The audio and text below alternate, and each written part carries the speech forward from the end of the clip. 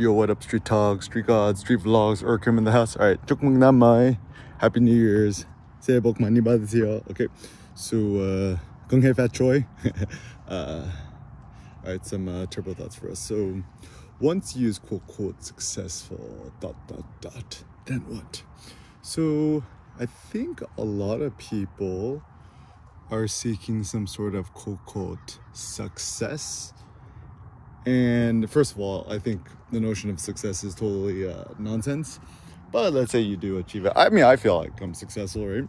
Success is, what is success? To me, success is, yeah, you got some certain life goals in your life, you done achieved, then blah, blah, blah, and then use happy, then use quote quote successful. Now, the question is, once you actually are successful, then what? Like, what is the next? So first and foremost, I mean, philosophy is the way, right? It's so funny because, like, in America, Americans are very myopic and narrow-minded in thinking and short-sighted. Like, anybody who quotes, Joe Rogan podcast or, Tim Ferriss is a podcast, I think is kind of lacking some sort of independent thinking. So what does that mean? Essentially what it means is, in America, notions of quote quote success are kind of sold to you as some sort of desired thing. I think the word is desiratum or something. A thing to be desired, right? And then it's typically in America, it's just like how much money or how rich you is, right? A billionaire.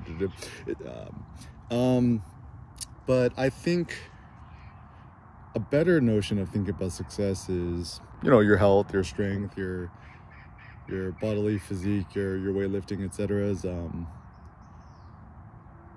Just hit 7 plates, 25 and a 2.5er in my Atlas lift or my squat hold, and that was good.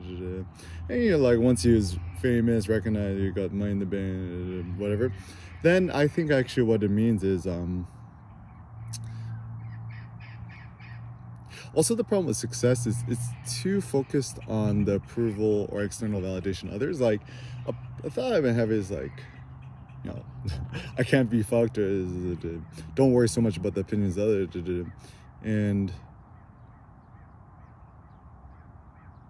like, really now all I could care for is lifting weights, coming out with thoughts, playing with sand, taking him to the park, physical training, creative artistic stuff, looking photos on my iPad, helping Cindy, stuff like that, my sister, my mom. Like, beyond that, like, I could care less. I mean, like, even I'm starting to realize at the gym, I made a lot of friends and acquaintances at the gym, but like 99.9% is kind of a waste of time. And I've only actually really met maybe 1 or 2 people at the gym who I actually have good vibes from.